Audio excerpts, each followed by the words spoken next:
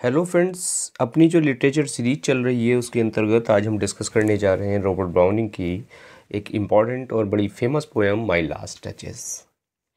और आज के लेक्चर में हम बात करेंगे माय लास्ट टचेस की कंप्लीट हिंदी एक्सप्लेनेशन, साथ ही साथ इस पोएम की क्या स्पेशलिटीज़ हैं और बाकी इसकी बैकग्राउंड, क्या मैसेज यहाँ ऑथर देना चाहते हैं, सारी चीज़ें आज हम डिस्कस करने वाले हैं। लेक्चर बड़ा इंपॉर्टेंट होने वाला है। चलिए फ्रेंड्स, लेट्स स्टार्ट। देखिए, अगर इस पोएम की बात करें तो ये जो पोएम है ये पब्लिश हुई थी 1842 में। एक उनका वर्क था और जिसका नाम था ड्रामेटिक लिरिक में पब्लिश हुई थी। और एक्चुअली ये रिप्रेजेंट करती है रेनेसा स्पिरिट को। ये जो पोएम है ये इटालियन बैकग्राउंड है इसमें। और एक्चुअली पोएम है क्या है, ये पिक्चोरल है, पिक्चोरल इन नेचर। Clear friends. और यहाँ जो बात हो रही है, देखिए ड्यूक और डचेस की यहाँ बात है। और यहाँ जो एक्चुअली पोएम की अगर बात करें तो ये एक ड्रामेटिक मोनोलॉग है। ये प्रेजेंट पोएम ड्रामेटिक मोनोलॉग है। और यहाँ एक्चुअली जो स्पीकर है अल्फोंसो। और वो कौन है? वो फिफ्थ ड्यूक है फेरेरा का। कहाँ का? फेरेरा का वो फिफ्थ ड्यूक है अल्फोंसो। और यहाँ पर जो ड्यूक है, ड्यूक की एक डचेस है, यानी जो वाइफ है उसकी, वो है ल्यूक्रेजिया। और ल्यूक्रेजिया क्या है, वो मर जाती है, उसको पॉइजन दे दिया जाता है। फिर ड्यूक क्या करता है, एक दूसरी लेडी यहाँ पर है जिसका हाथ मांगता है, और वो है बारबरा। Clear friends. तो दो तीन कैरेक्टर यहाँ हैं पोएम में। कौन है? एक तो यहाँ स्पीकर है। स्पीकर कौन है? अल्फोंसो, जो फिफ्थ ड्यूक है फेरेरा का। और इसी के साथ साथ वो शादी कर लेता है। उसकी जो यहाँ ये लास्ट डचेज कह रहा है, तो डचेज जो यूज़ कर रहा है वो किसके लिए कर रहा है? अपनी वाइफ ल्यूक्रेजिया के लिए। और ल्यूक्रेजिया को वो मार डालता है पॉइजन देके। वो आगे देखेंगे कैसे, क्या रीज़न रहा पोएम में। और इसके बाद वो फिर शादी करने जा रहा है। किससे का शादी करने जा रहा है? बारबरा से। क्लियर। तो तीनों कैरेक्टर क्लियर हो गए फ्रेंड्स। तो चलिए, अगर देखिए पोएम की बात करें तो एक्चुअल में ये पोएम क्या है, एक साइकोलॉजिकल स्टडी है इन जेलसी ऑफ इगोइज्म। क्या है? एक साइकोलॉजिकल स्टडी है इन जेलसी ऑफ इगोइज्म। इगोइज्म में जो जेलसी है, जो ईर्ष्या है, उसकी एक स्टडी यहाँ है। क्लियर। अब बात कर लेते हैं, यहाँ पर एक जगह का हमने नाम लिया है फेरेरा, FERRARA।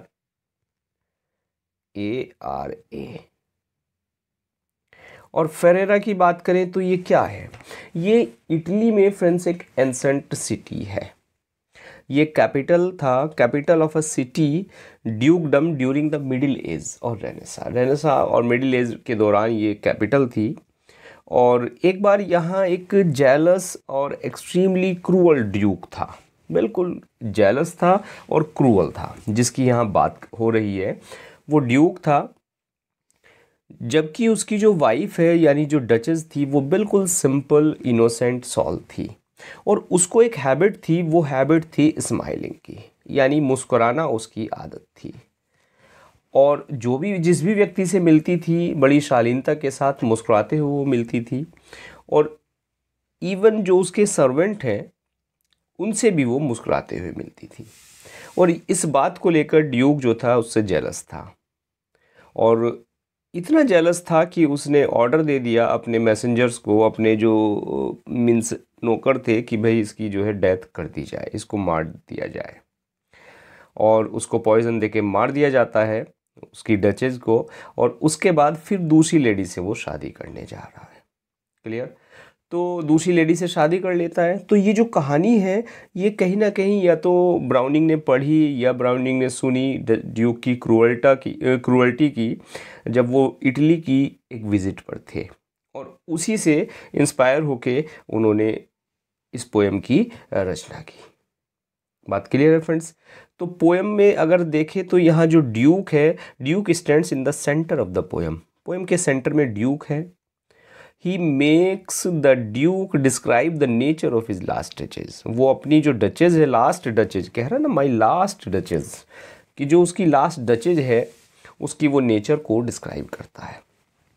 क्लियर। अब क्या है, वो विडोअर है। Account of A neighbouring ड्यूकडम, messenger एक भेजता है उसके पास, और वो क्या करता है, एक्चुअल में अपनी बेटी का प्रपोजल है, बेटी की शादी है, वो इस ड्यूक से करना चाहता है। तो ड्यूक क्या है, ड्यूक उसको रिसीव करता है, जो मैसेंजर वहाँ से आता है, और उसके बाद वो अपने उस मैसेंजर को अपने बेड चैम्बर में ले जाता है। और बेड चैम्बर में ले जाने के बाद क्या करता है फ्रेंड्स, एक पेंटिंग थी वॉल पर, उस पेंटिंग के ऊपर एक कपड़ा पड़ा हुआ था, उसको वो हटा देता है, और उसके बाद वो एक चित्र दिखाता है उस मैसेंजर को अपनी लास्ट डचेज का। तो ये पोएम की बैकग्राउंड है। क्लियर, बात समझ में आई। और उसके बाद क्या होता है, पर्दा हटाने के बाद जो वार्तालाप है जो वो बताता है, वो अब पोएम की शुरुआत है। देखिए चलते हैं, हम एक्सप्लेन करते हैं। That's my last duchess painted on the wall looking as if she were alive. जो फरारा है, यानी फरारा का जो ड्यूक है, वो उस मैसेंजर से कह रहा है, उस जो मैसेंजर आया है, किसके लिए आया है, उसकी सेकंड मैरिज के लिए एक संदेश लेके आया है। तो उससे वो कह रहा है कि देखो, ये जो दीवार पर पेंटेड ऑन द वॉल, की ये दीवार पर जो चित्र लगा हुआ है, ये किसका है, माई लास्ट डचेस का है, मेरी जो पिछली डचेस है, यानी मेरी पिछली रानी का है। और इसमें वो ऐसे लग रही है, looking as if she were alive, वो ऐसे लग रही है मानो वह सजीव हो। क्लियर है दोनों line. I call that picture a wonder, that piece a wonder, now fra Pandolf's hands। और कहता है कि ये जो चित्र है, कि इस चित्र को मैं चित्रकला की एक अद्भुत देन मानता हूँ, ए पीस ऑफ वंडर, मैं इसको एक आश्चर्यजनक पीस मानता हूँ। क्लियर। और क्यों, फ्रा पेंडोल्फ, फ्रा पेंडोल्फ एक जो चित्रकार हैं, उनका उसने नाम लिया है। देखते हैं क्या कहता है। फ्रा पेंडोल्फ्स hands worked busily a day, क्योंकि फ्रा पेंडोल्फ ने worked busily a day and there she stands, कि एक दिन जमकर इस चित्र का निर्माण किया, एक दिन जमकर उन्होंने इस चित्र को बनाने में दिया, एंड देयर सी स्टैंड्स, और उसके बाद ये चित्र बन गया। क्लियर है बात। Will please you sit and look at her, और उसके बाद वो मैसेंजर से कहता है, कृपया आप बैठकर इस चित्र को नहीं देखेंगे। I said Fra Pandolf by design for never read strangers like you that pictured countenance. और उसके बाद कहता है, अब क्या होता है फ्रेंड्स, संदेश वाहक बैठ जाता है सीट पर, बैठने के बाद उस चित्र को देखता है, चित्र को देखता है, और चित्र का जो चेहरा है, आंखों में प्रसन्नता के भाव उसे दिखाई देते हैं। क्लियर। और दिखाई देते हैं, दिखाई देने के बाद फिर क्या होता है, फिर वो घूमकर ड्यूक से कुछ पूछता है। चलिए,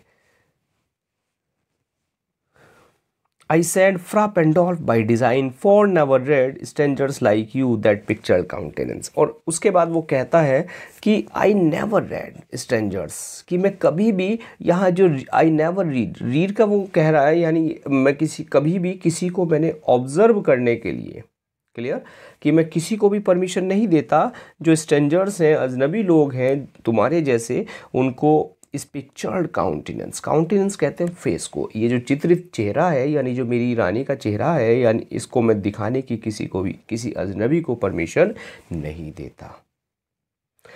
कि कुछ रेयर व्यक्ति होते हैं, कुछ बड़े, कहना चाहिए बड़े कम लोग होते हैं जिनको मैं इस चित्र को दिखाता हूँ।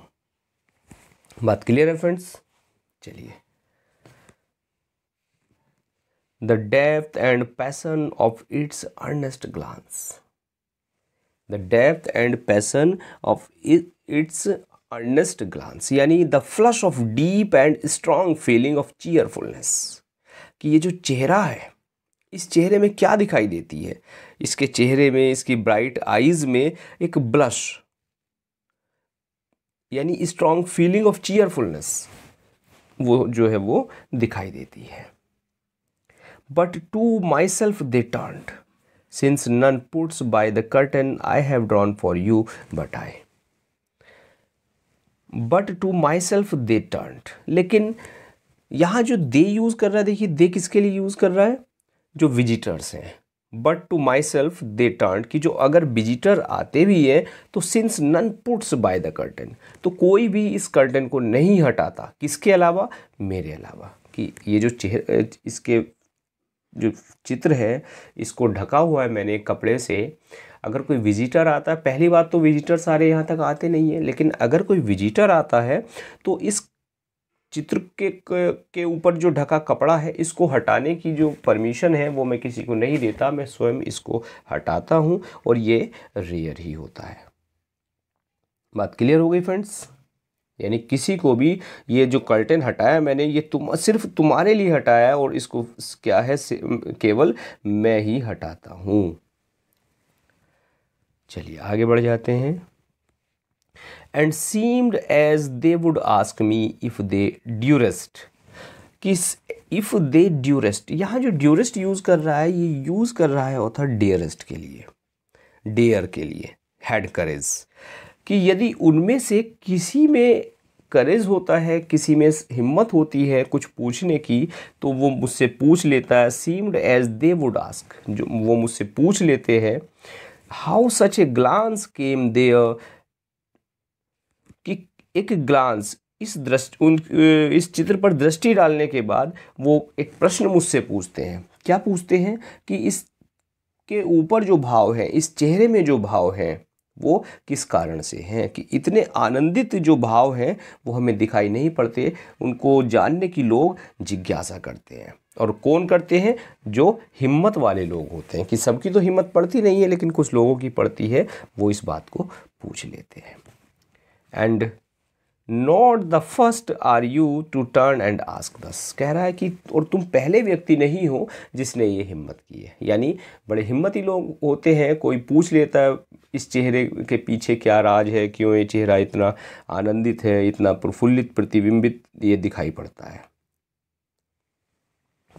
Sir wasn't, sir it was not her husband's presence only, और आगे कहता है कि श्रीमान, वो उसको मैसेंजर को संबोधित करते हुए कहता है, मैसेंजर को श्रीमान कहता है, शालीनता के साथ कहता है। इट वॉज नॉट, ये जो TWS लिखा हुआ है फ्रेंड्स, ये किसके लिए लिखा हुआ है? It was not her husband's presence only, her husband's presence, यानी वो अपने लिए कह रहा है, वो संदेशवाहक को विनम्रता से संबोधित करते हुए कह रहा है कि ये मेरी जो डचेज है, इसकी जो ये जो है, not only her husband's presence only called that spot of joy into the duchess cheek, कह रहा है कि इसकी जो मेरी उपस्थिति है, मेरी उपस्थिति के कारण ही मेरी जो डचेज है उसके चेहरे पर लालिमा नहीं होती थी। यानी मेरी डचेज के कपोलों पर जो आनंद है, जो लालिमा थी, जो प्रसन्नता के भाव दिखाई देते हैं, ये केवल मेरी उपस्थिति के कारण ही नहीं दिखाई देते थे। क्लियर? हर हस्बैंड्स प्रेजेंस ओनली कह रहा, केवल मेरी उपस्थिति के कारण ही नहीं दिखाई देते थे। Of joy into the duchess cheek perhaps Fra Pandolf chanced to say her mantle laps over my lady's wrist too much. अब देखिए कह रहा है कि ऐसा नहीं था, बल्कि वो एक ऐसी महिला थी, ऐसे हृदय वाली महिला थी, जो किसी भी व्यक्ति के सौजन्यतापूर्ण जो कर्म है, कर्मों से प्रभावित हो जाती थी, और उसका चेहरा जो लाल हो जाता था। यानी इस चित्र के चेहरे पर जो आनंद के भाव को उत्पन्न करने वाली जो टिप्पणी है, वो संभवतः किसकी थी? वो फ्रा पेंडोल्फ की थी। और फ्रा पेंडोल्फ ने जो चित्र बनाया था, बनाते हुए क्या चांस्ड टू से कि हर मेंटल लैप्स और माई लेडीज रिस्ट टू मच, और उसने बनाते समय ये कह दिया होगा, क्या कह दिया होगा, कि आपके इस राजसी लवादे का एक भाग, मेंटल लैप्स कहते हैं राजसी लवादा। Clear friends? यहाँ जो लैप्स के लिए आया है, लैप्स का मेंटल हो गया, राजसी कपड़ा होता है, और लैप्स का मतलब है कि lying overlappingly over my lady's wrist too much, कि मेरी जो रानी है उसके हाथ पर ये जो राशि लवादा पड़ा हुआ है, इसका एक भाग उसकी कलाई पर अधिक एकत्र हो गया है। और paint must never hope to reproduce the faint half flush that dies along her throat. और कह रहा है कि राशि लवादा है, इस लवादे का भाग एकत्र हो गया है, और यदि आपके मुखड़े paint must never hope to reproduce the faint, कि यदि आपके मुखड़े और गले पर जो सौंदर्य की लालिमा है वो इतनी ही हल्की और अर्ध जागृत रहेगी, तो क्या होगा, एक कलाकार का जो रंग है वो कभी भी आपके सौंदर्य को चित्रित नहीं कर पाएगा। कह रहा है ना, never hope to reproduce the faint. एक पेंट जो है, एक पेंटर है, वो कभी भी नहीं कर पाएगा, चित्रित नहीं कर पाएगा आपके रंग को। कब नहीं कर पाएगा, कि यदि आपके मुखड़े और गले पर आपके सौंदर्य की लालिमा इतनी हल्की और अर्ध जागृत रहेगी तो कोई कलाकार उसको कभी चित्रित नहीं कर पाएगा। सच स्टफ, यानी क्यों नहीं कर पाएगा, क्योंकि आधी है, तो इसलिए क्या है, आपको खुल के मुस्कुराना है, ये कहने का यहाँ सेंस है। Such stuff was called say she thought and cause enough for calling up that spot of joy। कह रहा है कि मैं क्या बताऊं कि जो ऐसी बातें हैं, ऐसी बातों को वो निज सौंदर्य की प्रशंसा समझती थी। कॉल्ड से प्रशंसा समझती थी, निज सौंदर्य की प्रशंसा समझती थी, और ये बातें उसके चेहरे पर लालिमा उत्पन्न करने के लिए तैयार पर्याप्त थी। Cause enough for calling up spot of Joy. Clear friends, यानी उसके चेहरे पर लालिमा उत्पन्न करने के लिए ये बातें तैयार थी। शी हैड हार्ट, कह रहा कि मैं क्या बताऊं कि जो उसका हृदय था, हाउ शैल आई से, मैं कैसे बताऊं, too soon made glad too easily impressed, कि उसका जो हृदय था वो इतना कोमल था कि ईजली वो बहुत जल्दी ही वो प्रसन्न हो जाती थी, और बहुत जल्दी ही वो किसी से प्रभावित हो जाती थी, यानी प्रसन्न हो जाती थी, किसी से भी प्रभावित हो जाती थी।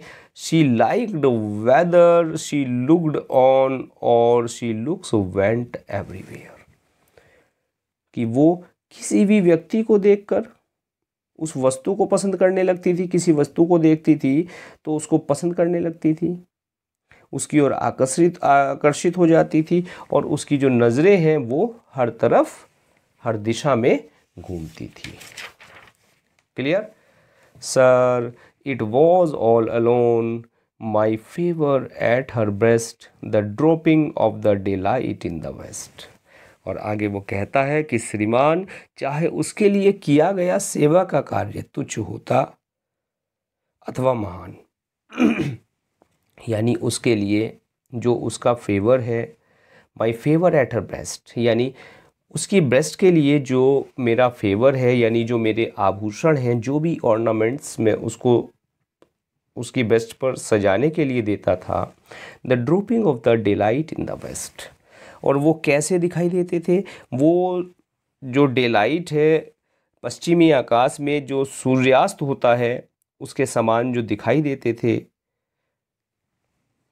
The boughs of cherries some officious fool broke in the orchard for her, या उसके लिए कोई नौकर, कोई मूर्ख नौकर जो चेरी है, चेरी नामक फलों से लदी हुई अगर बगीचे से कोई डाली तोड़ कर लाता।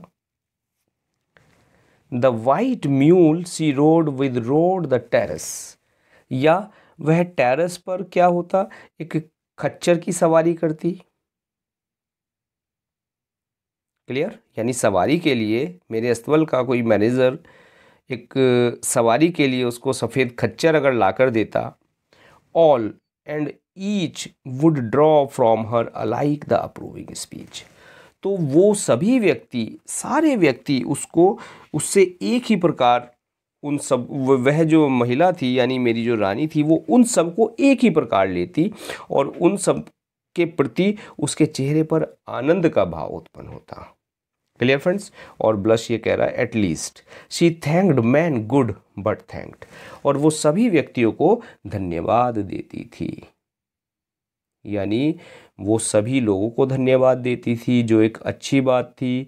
उसके लिए कहने का मतलब ये है, राजा यहाँ ये कहना चाह रहा है कि यदि मैं कोई काम करता, उसकी बेस्ट के लिए मैं अगर ऑर्नामेंट लाता, या कोई एक आम आदमी, मेरा एक नौकर जो है वो चेरी लेकर आता मेरे बाग से, या उसके खच्चर की उसको कराने के लिए खच्चर की सवारी लेकर आता, खच्चर लेकर आता, तो वो सभी को उसी प्रसन्नता के साथ धन्यवाद दिया करती थी। क्लियर? यानी एक राजसी व्यक्ति हो या एक आम आदमी हो, उसके लिए कोई अंतर नहीं था, वो सबको एक समान प्रसन्न होकर सबका धन्यवाद देती थी। क्लियर है बात?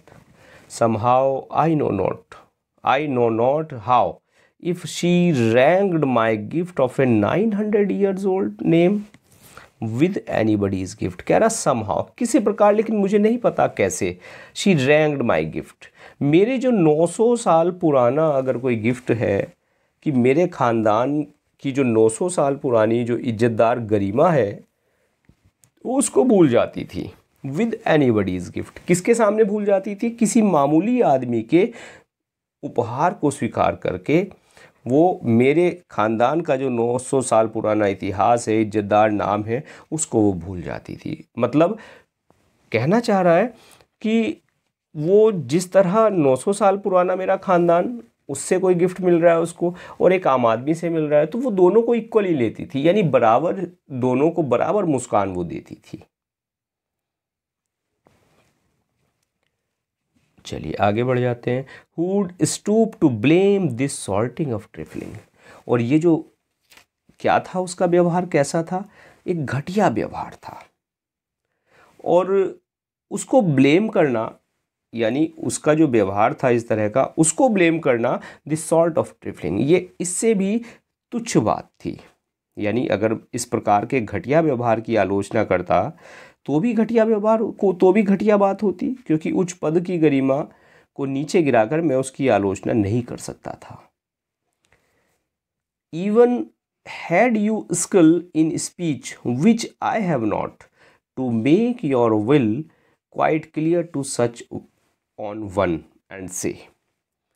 कह रहा है कि चाहे मुझ में उस जैसी महिला के सामने सुंदर ढंग से अपनी इच्छा व्यक्त करने की क्षमता भी होती, यानी वास्तव में मेरे अंदर नहीं है। Clear?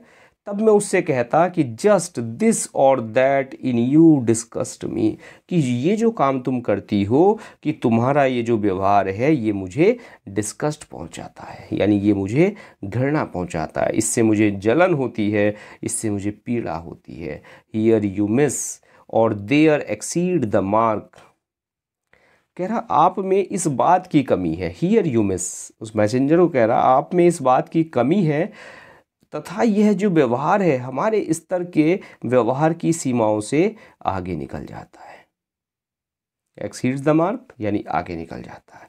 And if she let herself be lessoned so, और यदि मान लो वो मेरी बात सुनती, लेसन्ड कह रहा मेरी बात सुनती, जो मैं कहना चाह रहा हूँ वो सुनती, so nor plainly set her wits to yours forsooth and made excuse.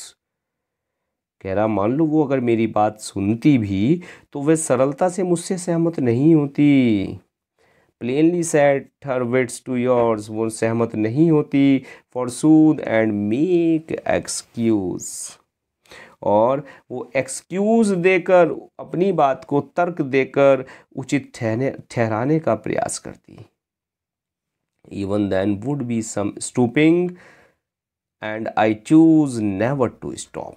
और इसी कारण, यानी उसमें वो जो अवमानना थी, उस मेरी जो अवमानना होती थी, जो मैं शिक्षा देना चाहता था वो शिक्षा नहीं लेती थी, अपनी बात को तर्क देकर अपनी बात को वो ऊपर रखने की कोशिश करती थी, तो इसीलिए मैंने कभी अपनी अवमानना कराने का कभी कोई प्रयास मैंने नहीं किया। क्लियर? मुझे पता है कि मैं उससे कुछ कहता तो वो मेरी बात सुनती नहीं। क्यों नहीं सुनती? वो अपने आप को कहती कि, लॉजिक देती कि हाँ नहीं मैं सही कर रही हूँ, तो इसलिए मैंने कभी हिम्मत नहीं की इस बात को कहने की। बात समझ में आई फ्रेंड्स? यानी वो जो स्माइल देती थी एक आम आदमी को और एक ख़ास आदमी को इक्वली देती थी, और मैंने कभी उसका कोई ऑब्जेक्शन, मैंने कोई कभी विरोध नहीं किया। हालांकि मेरे मन में क्या थी, उसके प्रति जेलसी थी। चलिए आगे बढ़ जाते। Oh sir, she smiled no doubt when I passed her, but who passed without much the same smile. कह रहा कि अरे श्रीमान, वो मुस्कुराती थी जब मैं उसके पास से गुजरता था। व्हेनेवर आई पास्ड हर, जब मैं उसके पास से गुजरता था तो मुझे देख के वो अवश्य मुस्कुराती थी। लेकिन who passed without much the same smile, लेकिन अगर कोई एक आम आदमी उसके पास से गुजरता तब भी वो उतना ही मुस्कुराती थी। This grew, I gave command, और उसकी ये आदत बढ़ने लगी तो आई गेव कमांड, मैंने आदेश दे दिया। जब उसकी ये आदतें बढ़ने लगी तो मैंने आदेश दे दिया। क्या दे दिया? Then all smiles stop together, कि उसकी सारी जो मुस्कान है वो बंद कर दी जाए, यानी उसको मार दिया जाए। There she stands as if alive, और अब वो ऐसे चित्र में ऐसे खड़ी हुई है, दीवार पर ऐसी ऐसे टंगी हुई है जैसे कि वो जिंदा हो, सजीव खड़ी हुई है। विल्ट प्लीज यू राइज, उसके बाद कहता है कि आप अब उठने का कष्ट करेंगे। Will meet the company below, हमें तो अब जो नीचे, यानी उठने का कष्ट इसलिए मैसेंजर को उठा देता है, पहले तो बैठा दिया, अब कहता अब बहुत बातें हो गई है, अब आप प्लीज़ उठ जाइए, क्योंकि मुझे जो नीचे बैठे हुए लोग हैं, जो कंपनी है नीचे बैठी हुई, उससे मुझे मुलाकात करनी है। और कहता है कि then I repeat the count your master's known munificence is ample warrant that no just pretense of mind for dowry will be disallowed. कह रहा है कि आई रिप्रेजेंट, आई रिपीट, मैं रिपीट कर रहा हूँ। देखिए एक वर्ड आया म्यूनिफिसेंस। म्यूनिफिसेंस कहते हैं काइंड, जनरस, यानी दयालु। कि अब कहता है कि मैं रिपीट कर दूं, मैं आपको बता दूं, अपनी बात दोहरा दूं कि आपके जो मालिक हैं, जागीरदार, जो काउंट हैं आपके मालिक, उनकी दानशीलता की जो ख्याति है वो जाने जाते हैं म्यूनिफिसेंस के लिए, अपनी दानशीलता के लिए। इज़ एम्पल वारंट, और वो इस बात की एक गारंटी है कि जो मैं डावरी मांग रहा हूँ, जो मैं दहेज मांग रहा हूँ, विल बी डिसअलाउड, कि यह जो दहेज है इसकी मांग जो है वो अस्वीकार नहीं करेंगे। यानी जो मैं दहेज मांग रहा हूँ, मैं अपनी बात दोहरा देता हूँ कि अपने मालिक से जाके कह देना कि जो मैं दहेज मांग रहा हूँ वो अस्वीकार नहीं करेंगे। और वैसे वो जनरस हैं, काइंड हैं, दानशील हैं, तो वैसे भी अस्वीकार नहीं करेंगे। यानी अब दहेज भी वो मांग रहा है। और आगे कहता, देखो इससे भी आगे कह देता है, though his fair daughter's self as I avowed as starting is my object, कि मैंने जैसे स्टार्टिंग में ही कह दिया है, एज आई अवॉव्ड, जैसे मैंने स्टार्टिंग में ही कह दिया है कि दहेज सेकेंडरी है, मैंने तो उनकी जो सुंदर डॉटर है उसका हाथ पाना ही मेरा ऑब्जेक्ट है। यानी मैंने प्रारंभ में ही स्पष्ट कर दिया कि उनकी सुंदर कन्या का हाथ विवाह में मुझे ग्रहण करना है। ने will go together down sir, और आगे कहता नहीं। अब उसके बाद क्या होता है, जब ड्यूक लपक कर नीचे जाने के लिए उपक्रम करता है तो संदेशवाहक उसे रास्ता देने के लिए एक तरफ हो जाता है। तो इस पर ड्यूक उससे कहता है, नहीं, will go together down sir, श्रीमान हम दोनों ही साथ साथ नीचे चलेंगे। नोटिस, देखो नेपच्यून, की ये जो नेपच्यून है, यहाँ नेपच्यून किसको कह रहा है? रोमन गॉड होता है फ्रेंड्स, एक सी गॉड होता है रोमन। तो एक प्रतिमा है टेमिंग अ सी हॉर्स, एक सी हॉर्स को समुद्री रूपी एक घोड़े पर, जो नेपच्यून है समुद्री देवता है, वो समुद्री रूपी एक घोड़े पर सवारी कर रहा है। और ऐसा एक वो चित्र दिखाता है, एक मूर्ति वो उसको दिखाता है। दो अ रेयरिटी, यानी इतनी दुर्लभ ये वस्तु है, देखो ये प्रतिमा कितनी दुर्लभ है। Which Claus of Innsbruck cast in bronze for me, कि जो इंसब्रक है, इंसब्रक क्लास नामक एक जो मूर्तिकार है, उसने इसे कांसे के एक कांसे की मेटल पर एक मूर्त रूप दिया था इस नेपच्यून को। देखो ये प्रतिमा कितनी दुर्लभ है। क्लियर फ्रेंड्स, ये मूर्ति कितनी दुर्लभ है। तो आई होप पोएम अच्छे से समझ में आई होगी, एंजॉय किया। चलिए मिलते हैं नेक्स्ट लेक्चर में। Now thanks for watching this video.